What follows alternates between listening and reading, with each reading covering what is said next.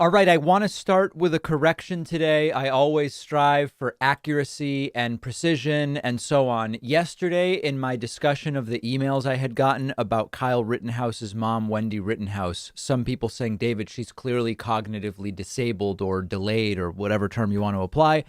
I mentioned among many other things that she's a nurse and has a certain level of education. She's not a nurse. She's a certified nursing assistant, a CNA. And is it clinical or certified? A CNA. It is not a nurse. So whatever inferences you, me, or anybody else makes, let's make them based on just the actual information. She's a CNA, not a nurse. Doesn't necessarily change my analysis. Okay, let's get on to the news. We have seen now the signing into law of the $1.2 trillion infrastructure bill that we discussed last week. Again, for context, this was a very big bill that became smaller and smaller and smaller, down to 1.2 trillion, with only 550 billion of the 1.2 trillion actually being new spending for new projects, which we will talk about in a moment.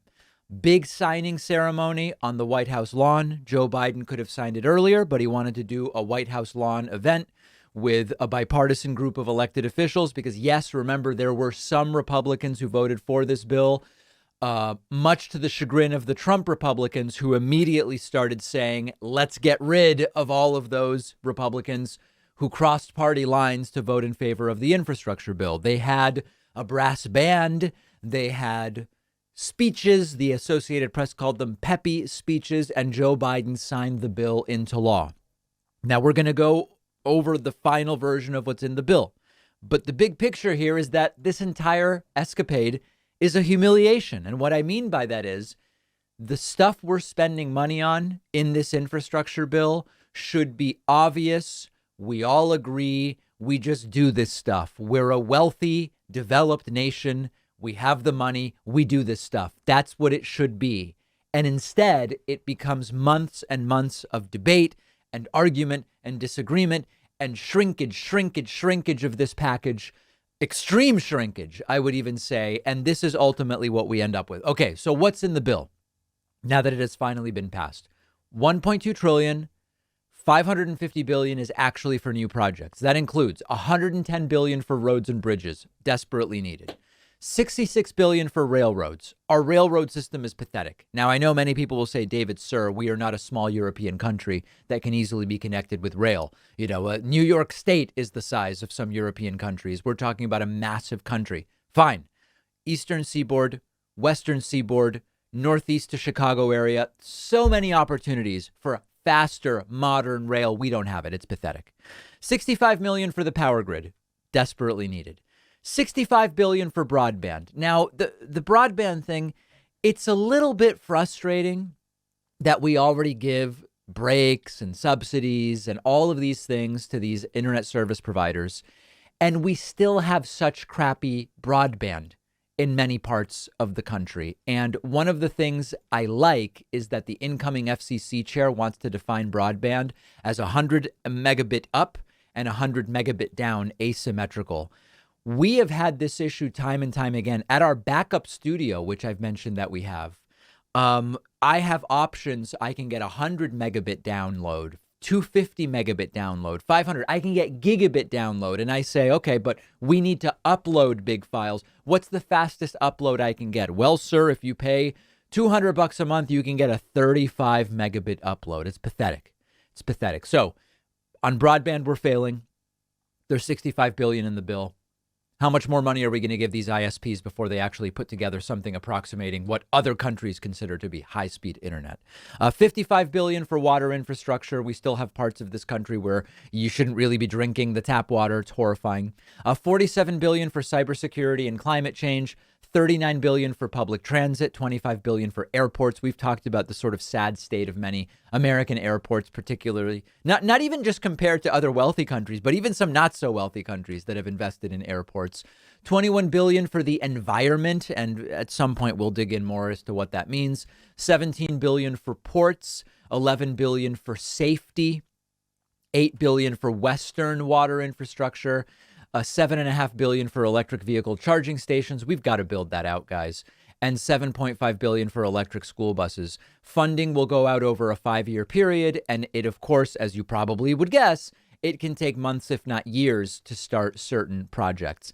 A lot of this stuff, one of the frustrating things is that you have criticisms from the American right, which can be resolved by this type of spending, but they also don't want the spending. I'll give you one example here. They complain about high gas prices. Well, let's get off gas. Let's go to electric vehicles. They also don't want to subsidize electric vehicles. They just want to blame Joe Biden. That's fundamentally sort of what it comes down to at the end of the day. They say that we need to deal with the power outages that we have in different places. Well, they also don't want to spend money reinforcing the power grid in the context of climate change because they say it's politicizing power. And it's guys, we know how to fix a lot of these problems, but they just want to complain about the problems rather than actually fix them.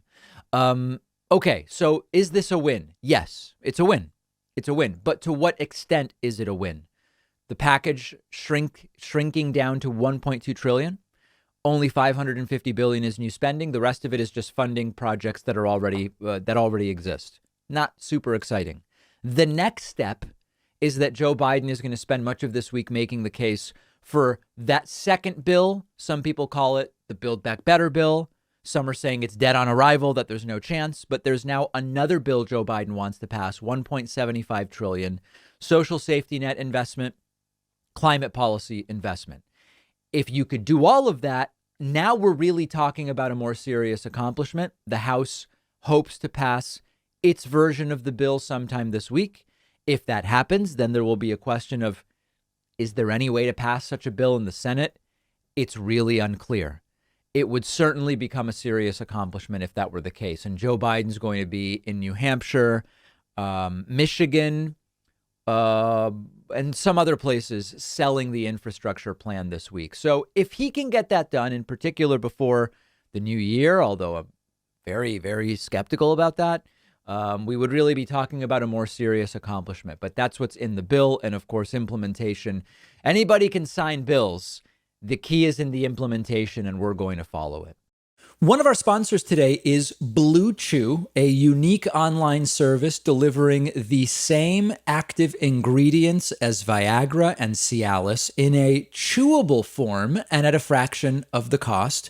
And they're giving my audience an entire month's supply for free. So if you think you could benefit from an extra boost of confidence when it's time, all you have to do is take a short quiz on their website. A licensed doctor approves your prescription. The medication comes straight to your home within days in a discreet package. No driving around to the doctor's office or the pharmacy. No waiting around. No awkward conversations with your doctor.